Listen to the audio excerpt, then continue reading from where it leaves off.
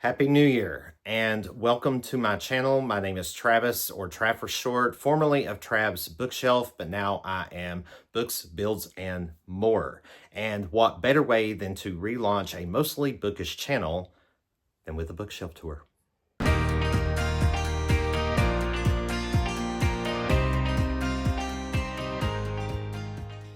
And jumping right into it, right off the bat, without any kind of usual long-winded preamble from me.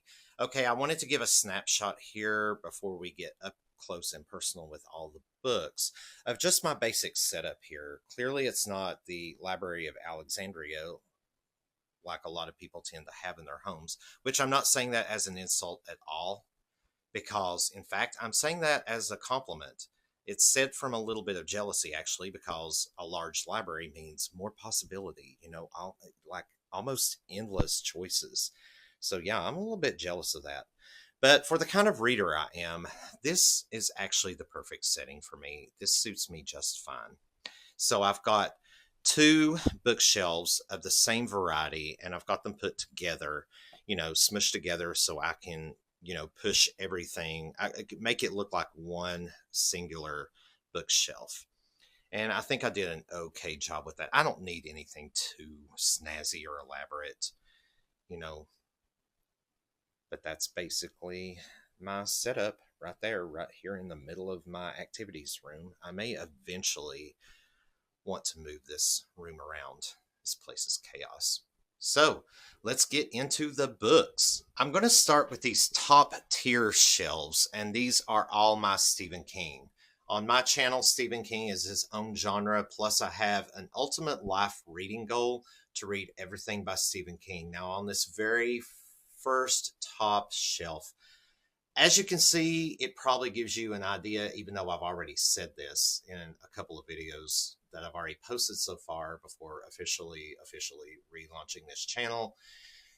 I'm going to do the Dark Tower series, but do it as an extended read so you can kindly look there and see. That's pretty much everything I've got in order except that last book there, which I'm going to talk about in the next video. My next video after this bookshelf tour will be discussing how I plan to read this in the this year, the first half of this year at least.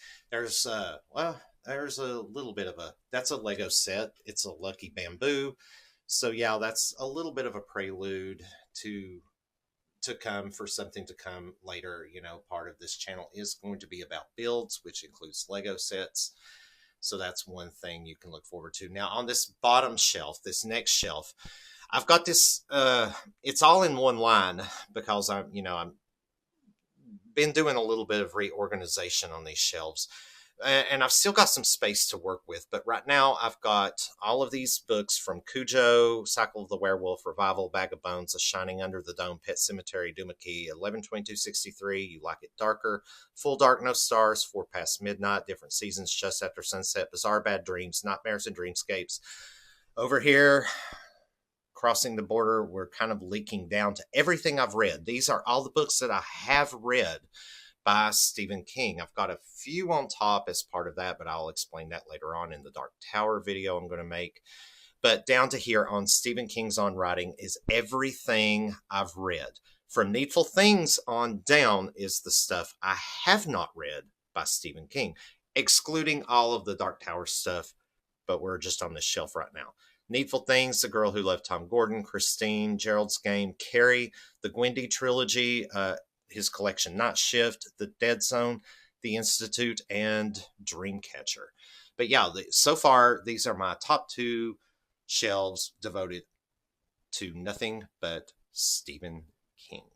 Moving down to the next shelf is what I call my classics section, though not every book on this shelf are classics, but most of them are.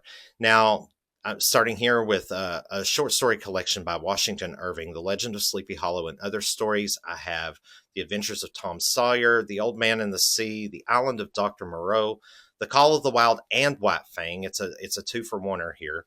Around the World in 80 Days by Jules Verne. Very good classic. I like that one. Christmas Carol by Dickens.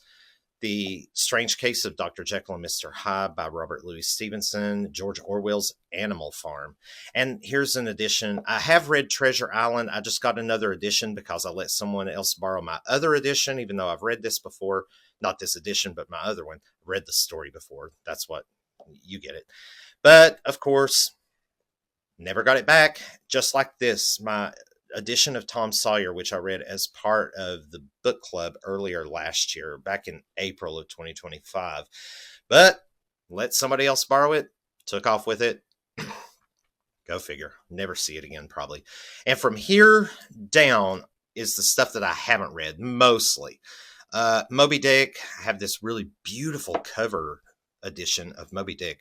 The Great Gatsby by F. Scott Fitzgerald. And here is, I've got some H.G. Wells classics here. I have The Time Machine, The War of the Worlds. I wanted to get some H.G. Wells. I've been into H.G. Wells lately. Ever since I read The Island of Dr. Moreau, which is not one of my favorite classics. It was a good story, but I don't think it's one of my favorites.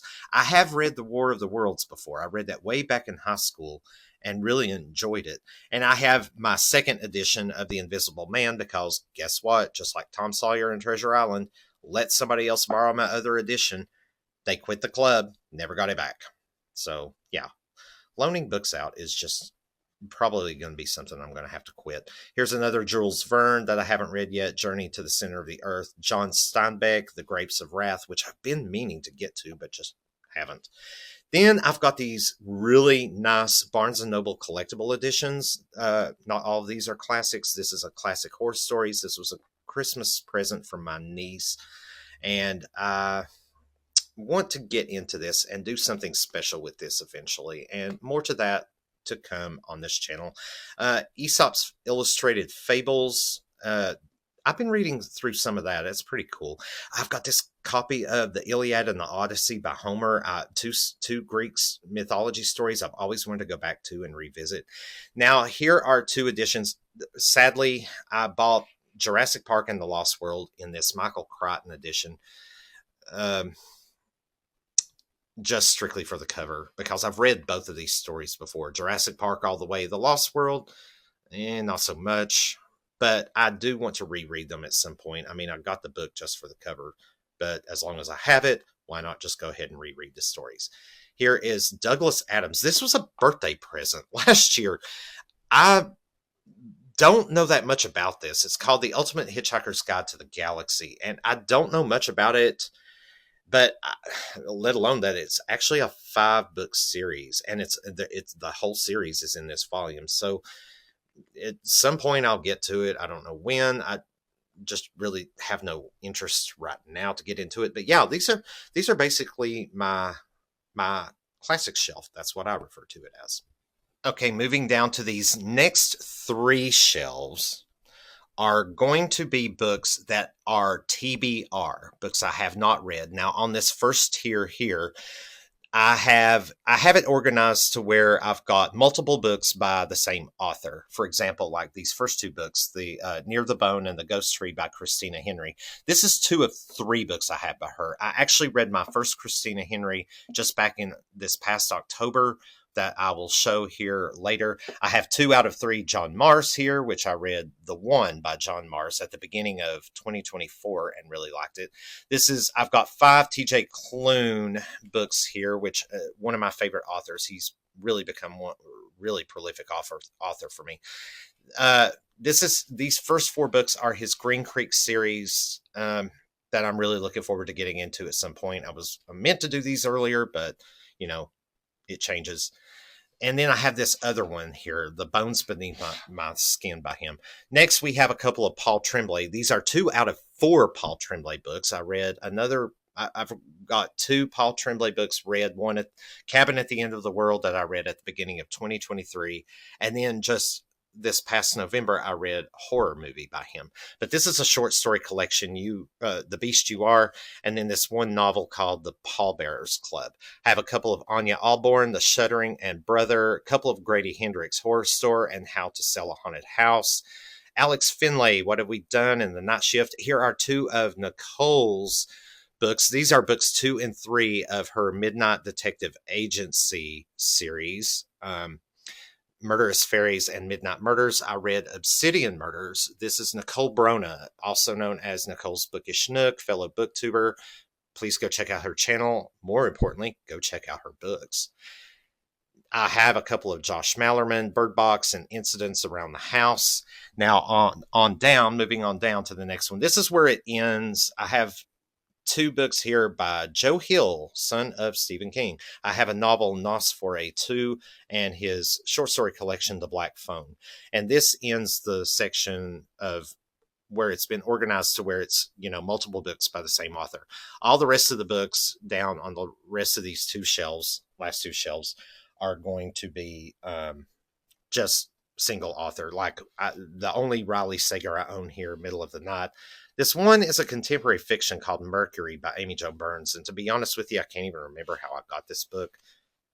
I honestly can't remember how I got this book. Did I buy this? Was it a gift? I can't remember. Jar of Hearts by Jennifer Hillier, which is supposed to be a really gruesome crime thriller. So yeah, eventually I'd like to get into that. Maybe for February, like some twisted Valentine's Day theme or something. I don't know. Run on Red by Noelle W. Ely. Off the Deep End by Lucinda Berry. No One Gets Out Alive by Adam Neville. The Fisherman by John Langan. The Book Thief by Marcus Suzak. Here's an extreme horror that's really popular among people. It's called Gone to See the Riverman by Christopher Triana. I'm not sure how I'm going to feel about that because I've read extreme horror and splatterpunk before. It's definitely not my thing. But a lot of people say this is actually pretty palatable for extreme horror. I'm not sure if I trust that or not, but we'll see. I've got it. I'll eventually read it. The Good Lie by A.R. Torre.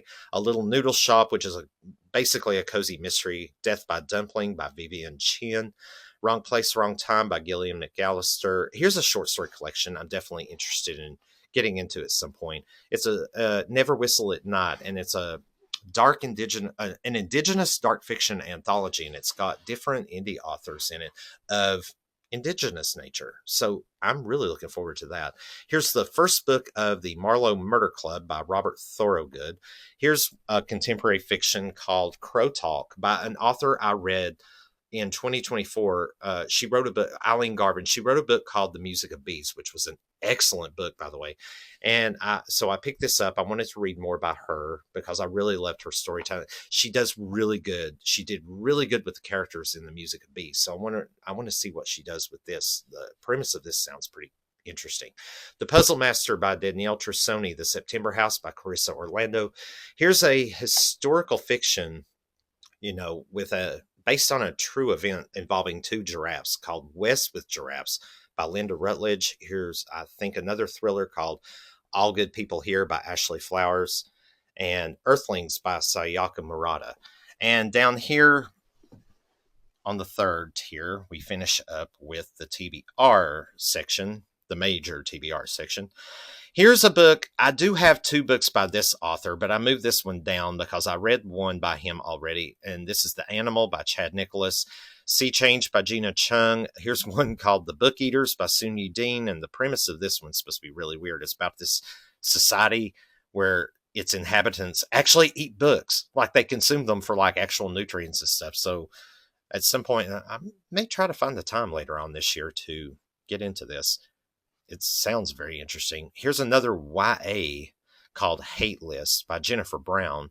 Here's The Girl on the Train by Paula Hawkins. The Brightlands by John Fram. The Teller of Small Fortunes by Julie Leong. Tender is the Flesh by Augustina Basterica. And this one is, I've been pushed by a lot of people at Books A Million of all places because they know me by name there by now, believe it or not. And the cashiers have been pushing this on me quite a bit, but I just haven't gotten around to reading it yet. But I've seen a lot of reviews of this book around BookTube. Here's one called The New Naturals by Gabriel Bump. Here's a fantasy book, one of a fantasy series, and this one's called City of Shards by Steve Rogers. Here's Dungeon Crawler Carl by Matt Denneman, the first book of it. I've got a John Grisham. Now, interesting story behind this John Grisham. I'm not sure how I'm going to feel about this. I've never been interested in reading John Grisham. I think I'm going to get shot for this pretty much. I I'd say. But I've never been interested in John Grisham because I think he's a little too hyped. A lot like someone might think Stephen King is too hyped. But it's unfair of me to say that because I've never given John Grisham a chance. So a fellow book club member gave me this book actually and said, okay, you don't want to read like The Pelican Brief or The Firm. He said, well, why don't you try this? He said, don't read books that are quite hyped like Pelican Brief and The Firm. He said, try this, because he's in the middle of reading this. I think this is a series, this Camino series. So he gave me this book. This is actually his copy, and he gave it to me. And he said, well, here, why don't you just try this at some point and see what you think and let me know. He said, we'll start you out small. I don't know what that means. I don't know. I think this might actually be one of his popular novels. I'm not quite sure. But again, I've not been too hyped up to read John Grisham, but I've got it. I will read it at some point. The House of Last Resort by Christopher Golden, All the Dangerous Things by Stacey Willingham, Dark Bloom by Molly McCobb, and down here I've started reading some nonfiction, and I've collected a lot of recommendations from book club members on their favorite nonfiction books. I've got this one called What If by Randall Munroe, which has the most cool cover on it. It's like a bunch of T-Rexes being fed to a sarlacc pit, which I think is just the wildest cover ever. I don't know why, I'm just obsessed with that cover. And then A City on Mars, Tamed. This is supposed to be From Wild to Domesticated, the 10 animals and plants that change human history. So these are the kinds of books that I want to read nonfiction-wise, that if I don't want an escape, but I do want to read something that I feel like would be a great, interesting, like coffee table discussion, like sit at a table and have a cup of coffee and just discuss some wild theories and ideas, and just things in life. But yeah, those are my 3 shelves of a lot of my TBR. I said bulk because, of course, obviously there are things on other shelves that I have yet to read. Now, before I get to the bottom 2 tiers, I want to go on these next 4 tiers. And these are books I have already read. These are mostly my books that I've read from the last couple of years, from starting with 2023. And these are in no particular order. Like I've got the Paper Menagerie by Ken Liu here. Really good short story collection. Alice Feeney, Rock, Paper, Scissors. Daniel Krause's Whale Fall, The Hike by Drew McGarry, Walking into Dreams by Stephen Decker, Everyone is Watching by Heather Gudenkopf, We Are the Ants, which is a YA, which was all right, but it just didn't appeal to me. Swamp Story by Dave Barry, which is one of the funniest, probably the funniest book I've ever read in my life. Great horror book, The Troop by Nick Cutter. Here's a horror short story collection by Eric LaRocca called The Trees Grew Because I Bled There. That was a full range of like 1-star up to 5-star reads. I mean, that was just Sign Here by Claudia Lux, really good thriller. The Music of Bees by Eileen Garvin, which I just explained a few minutes ago. Here's a dark academia thriller from Samantha Downing called For Your Own Good. Here's a horror novel called Cuckoo by Gretchen Felker Martin. And oops. Yeah, maybe we better not go on until I introduce you to this guy, or he's going to spike me with that tail. Anyway, this is Joffrey. He became kind of a secondary character on Trav's bookshelf. A little backstory with him. He's a rescue from a local parks and planetarium gift shop. I felt bad for him, so I took him in and offered him a job as my bookshelf guardian. He does his job well, but he's just a very stoic dinosaur. He's pretty aloof, too. He's not much in the way of personality. He's been giving me the cold shoulder lately, too, because he just spent the last of the Christmas bonus I paid him to get a tattoo that he now regrets. Although, admittedly, I do admit that the Christmas bonus itself was meager, so I'd say it was pretty slim pickings on what he could afford. But still, he bleats indignantly at me from now on without real conversation. So yeah, he's just kind of being sour right now. But anyway, I'm going to move him out of the way and continue on with like The Carnival of Curiosities by Amy Gibbs, Imaginary Friend by Stephen Chbosky, Playground by Aaron Beauregard, After Oz by Gordon McAlpine, Pen Pal by Dathan Auerbach, Emily by Eden Francis Compton with Rachel Flannery. That one was pretty wild. Here's a thin little, oh Lord, I never want to think about this book again. It's Me, Charlie by C.M. Guidrose, extreme horror.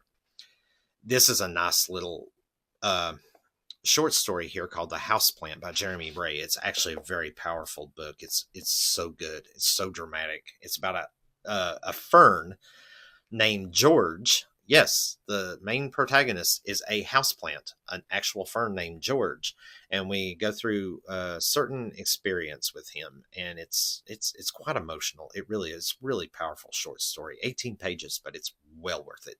Periphery by Michael Winter, The Ruins by Scott Smith, and another dark academia thriller called The Plot by Gene Hanf Korelitz. Okay, punk, you can go back to your little spot now. Moving down. Now, kind of the same way I did with the TBR, with the already read, these next couple of shelves start multiple books by the same author. I have a couple of S.A. Cosby books here that I read.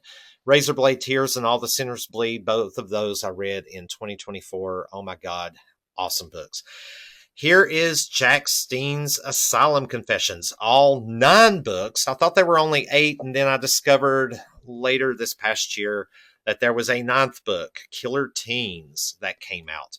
But I read it just a couple of weeks ago, so I'm all caught up with the series by now. And this is one example of what I would like to do later on is I've never, even on Trav's Bookshelf, I talked about this series quite a few times actually, but I've never individually reviewed books. I never did individual book review videos for any of these.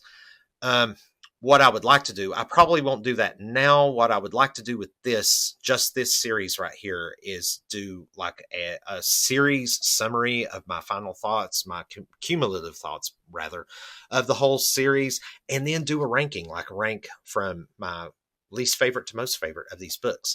So be on the lookout for that. Yeah, I definitely want to do that at some point. I don't know how soon it'll be, but I'll start working on it and get that done. Here are the 4 TJ Klune books I've already read. In the Lives of Puppets, Under the Whispering Door, The House in the Cerulean Sea, and the sequel to this one, Somewhere Beyond the Sea. Here are the 5 books of the Richard Osman Thirsty Murder Club series that I've already read and loved it. And just like the Jack Steen Asylum Confessions, I'm caught up with this one because also like this one, I think there's going to be more to come on that one. So on both these series, I'm really glad that I got caught up with them. The Thirsty Murder Club, The Man Who Died Twice, The Bullet That Missed, The Last Devil to Die, and The Impossible Fortune. Down here we have brilliant fantasy series, the Mark Lawrence Library Trilogy. You have The Book That Wouldn't Burn, The Book That Broke the World, and The Book That Healed Her Heart. Finished this series, loved it. It was 5 stars, just like the Thirsty Murder Club. It's just been I've read some pretty good stuff these past couple of years. Moving down to the next one, I have a couple of Alex Michaelides, The Silent Patient, one of my favorite thrillers of all time, and his book, The Fury. A couple of Matt Haig's, The Humans, one of my favorite books of all time. This has got a little bit of something for everyone. I loved it. And The Midnight Library by him.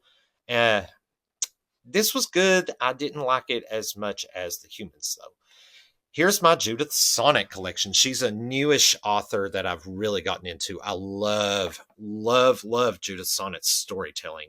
And she just, oh my God, she's just incredible at writing stories. This is her curated work, Gasps, which is actually a multi-author deal, although she does have one short story in that. She has Summer Never Ends, the Shriekarama Spook Show Experience, The Vanishing Barker, and Our Sarnath. And these 2 books are recent releases of hers, and she sent both of these to me. And I was so glad because they're just awesome reads. Here's No Exit by Taylor Adams and The Last Word by Taylor Adams. No Exit is my absolute favorite thriller thus far of all time. Thus far. as you saw on the TBR shelves, there's still a lot of thriller and horror left to go through. Here are the couple of Paul Tremblay books I mentioned earlier, The Cabin at the End of the World and Horror Movie. And here's the one by John Mars. And starting here with Toto by A.J. Hackworth. Right now, I've got from Toto, I've got Lonesome Dove by Larry McMurtry, which was still on Trav's bookshelf when I read this in January and February at the start of 2025, when I did the 4-part series live stream buddy read that we did with Kevin Toll reads Rowdy Player One and Scott from Some Other Character. And here's Rest Stop by Nat Cassidy. Here's Project Hail Mary by Andy Weir. The Saturday Night Ghost Club by Craig Davidson. Swan Song by Robert McCammon.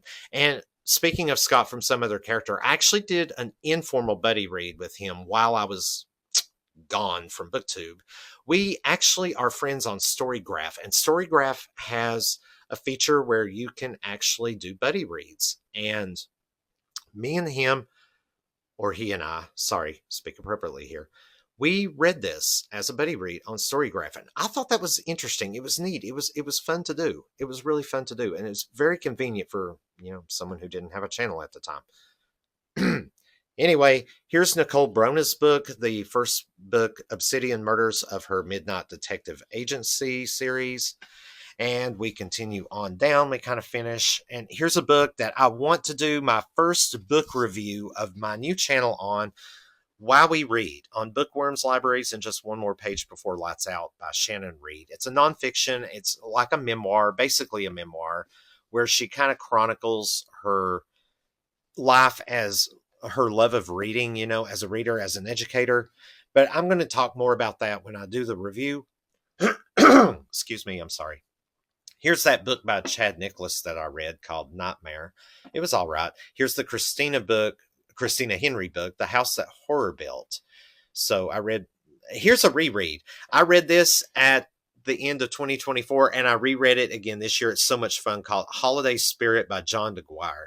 And it turns out, I recently just discovered that this book is actually the first of a 3-book series. It's a trilogy. So I'm definitely going to have to look into getting those other 2 books and seeing, because I love this. It's just such a fun time. And then I've got a couple of randoms that I've already read that I had to move down to make room. And this is Orchard of Skeletons by Eli Wilde. And this was absolutely, it's a dystopian, and it's just, oh my God, it's just, it was great. It was great. And another one of my favorite thrillers, the ever popular Gone Girl by Gillian Flynn. Yes, indeed. And so I've got a lot of room left on this shelf. So as I keep reading, I'm going to keep, accumulating to keep it organized, to show what I've read, even though I have got books on other shelves that I've already read, but I've kept them in place, like particularly my classics and my Stephen King mostly. But here's my little collection of bookmarks right here. So I had to have some place to put them. So these will be moved around, of course, as I keep reorganizing and organizing this bookshelf. And let's finish up this tour by covering the bottom 2 shelves. And as you can see, here is another Lego set I've got as decoration. It's a ship in a bottle. More like Lucky Bamboo at the top. More on this later, as part of this channel is going to be. And on this shelf, again, if I need to, I can move this and make room, which I'll probably end up doing. Now, this is kind of just a spillover shelf, if you will, just a kind of place to put books that I've read but don't know if I have any intention of keeping or not. Well, except for all of my high and lowest books, my favorite Sunday comic funny strip of all time. And I have this volume of The Far Side Gallery, Part 4. I have 2 memoirs here, which typically I'm not a memoir person, but these were particularly interesting in different ways for me. Like this one called Banished, Surviving My Years in the Westboro Baptist Church, by a girl named Lauren Drain, who was kind of forced into the group by her family, and she ultimately got kicked out for questioning their ways. And it was really good. I thought it was pretty interesting. This one was out of sheer curiosity, but this is Prince Harry's memoir called Spare. And incidentally, this was the very first book I ever did with audiobook. And Prince Harry himself narrated it. And honestly, he did a pretty good job. He did a pretty good job. The book, not my favorite book I've ever read. I gave it 4 stars though, because I got to give him credit. He did that was mostly for the audiobook though, if I'm being completely honest. Now these two books are kind of lenders in a way. This one definitely is from a friend of mine. It's called Sandymancer by David Edison, and it basically it's supposed to be about, think Elsa from Frozen, but the girl in this book, her powers are sand. She controls sand. Oops. I'm trying to do this with one hand while holding my camera. I'm not doing a very good job. Now, this book right here, Rowdy Player One sent this to me, and I Am Legend by Richard Matheson. Now, he really enjoyed this book, and he sent it to me because he wants to get a special edition. But if he doesn't end up getting the special edition, I'm going to send this back to him just so he can have it. But this was I definitely plan to put this on my spooky season TBR later this year. So look for that in an upcoming video later on in the year. Now, over here. Okay. Can you guess which shelf this is? Give up? Yeah. It's my Harry Potter shelf. These are all my first edition copies that I got. I bought them, hot off the presses, per se, I guess. When I read this series 3 times. If there's any bookshelf that I would empty first, it's probably going to be this one. Because I do feel like I'm done with the Harry Potter phase for good. I have a couple of extra books here, like The Magical Worlds of Harry Potter, and then this little side duo book here, Fantastic Beasts and Where to Find Them, and Quidditch Through the Ages. And of course, I've got the Funko Pops of HRH, and then this little Trivial Pursuit game that I used to play with my niece when she was younger, but she's all grown up now, so I'm not going to play it with anybody. Nobody to play it with. But yeah, that's the Harry Potter shelf. And like I said, if I ever need to get more room, these bottom 2 shelves are definitely good contenders to like move these books to somewhere else so that I can make room for more books.